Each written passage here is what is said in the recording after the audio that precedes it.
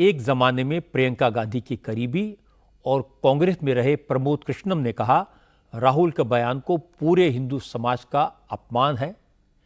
प्रमोद कृष्णम ने कहा कि कांग्रेस के सॉफ्टवेयर से हिंदुत्व, राष्ट्रवाद और देशभक्ति जैसी बातें डिलीट हो गई हैं। प्रमोद कृष्णम ने कहा, अब तो विपक्ष के नेताओं को जवाब देना होगा, क्या उन्हें मंजूर है कि राहुल हिंदुओं का इस तरह से अपमान करें। ये सब की सब जो बातें हैं, ये सब बेईमानी है। हिंदुओं को गाली देना तो उनका शौक बन गया, फैशन बन गया है। पर आज सवाल ये है कि लोकसभा के पटल पे जो राहुल गांधी जी ने पूरे हिंदू समाज को गाली दी है, क्या उससे अखिलेश यादव सहमत है? जवाब देना। मेरा सवाल कांग्रेस पार्टी से नहीं है, मेरा सवाल आज विपक्ष के उन नेताओं से है जिन्होंने राहुल गांधी जी को अपना नेता चुना है। क्या हिंदू समाज हिंसक है? क्या हिंदू समाज हत्यारा है? क्या हिंदू समाज अहंकारी है? क्या हिंदू समाज जो भी राहुल जी कह रहे हैं उससे सहमत है? ये जवाब इनको देना चाहिए और देना पड़ेगा। विपक्ष के नेताओं ने राहुल जी को अपना नेता चुन लिया, लेकिन विपक्ष के नेताओं को ये समझना चाहिए कि कांग्रेस को बर्बाद करने में उन्हें 15 वर्ष लगा। पूरे विपक्ष की नैया डुबोने में उन्हें कितना समय लगेगा? आज तो पहला दिन है, अभी तो शुरुआत है। इफ्तिदाई इश्क कहर होता है क्या, आगे आगे देखिए होता है क्या। इनके दिमागों से वो सॉफ्टवेयर ही गायब हो गया है। देशभक्ति का सॉफ्टवेयर, राष्ट्रभक्ति का सॉफ्टवेयर, सनातन का, धर्म का, परंपराओं का, ये सॉफ्टवेयर गायब हो गया है। अब उसे दोबारा अपलोड करने के लिए पता नहीं क्या क्या करना पड़ेगा। राहुल गांधी का ये कहना कि हिंदू समाज में जो लोग रहते हैं वो हिंसा फैलाते हैं, हिंदू नफरत फैलाते हैं, हिंदू असत्य फैलाते हैं, एक सेल्फ गोल था। पहली बात तो यह कि हिंदू समाज के बारे में इस प्रकार की बातें बेबुनियाद हैं, गुमराह करने वाली हैं। हिंदू समाज तो पूरे विश्व में अपनी सहनशीलता और धैर्य के लिए जाना जाता है। हिंदू हमेशा शांति का पाठ पढ़ा और पढ़ाया है।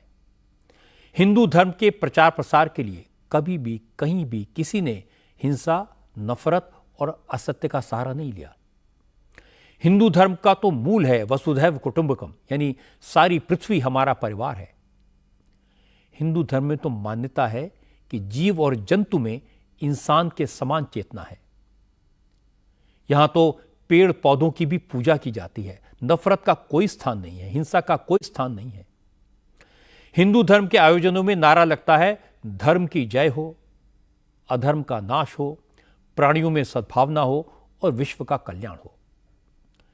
जब इस धर्म और उसके अनुयायियों में ऐसी भावना हो तो गलती से भी कोई उन्हें हिंसक कैसे कह सकता है? राजनीति के लिहाज से देखें तो भी यह सेल्फ गोल था। राहुल गांधी ने गलती की और नरेंद्र मोदी ने पकड़ लिया। अमित शाह और योगी आदित्यनाथ जैसे नेताओं को जबरदस्त अवसर दे दिया। ये कौन मानेगा कि हिंदू हिंसा फैलाते हैं?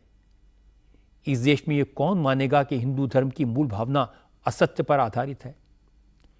इसलिए हिंदुओं को हिंसक कहने के कारण राहुल गांधी का आज का पूरा भाषण डीरेल हो गया। विपक्ष के नेता के तौर पर अपनी मेडन स्पीच में राहुल गांधी ने आज कोई नई बात नहीं कही। ऐसा लगा जैसे वो लोकसभा में नहीं किसी इलेक्शन रैली में भाषण दे रहे हैं। उन्होंने पुराना नोटबंदी का इशू उठाया, अग्निवीर, भूमि अधिग्रहण कानून और पेपर लीक जैसे मुद्दे उठाए, लेकिन फैक्ट्स पर बात नहीं की। जैसे अग्निवीर योजना का जिक्र करते हुए राहुल ने कहा, यह स्कीम मोदी का ब्रेन चाइल्ड है।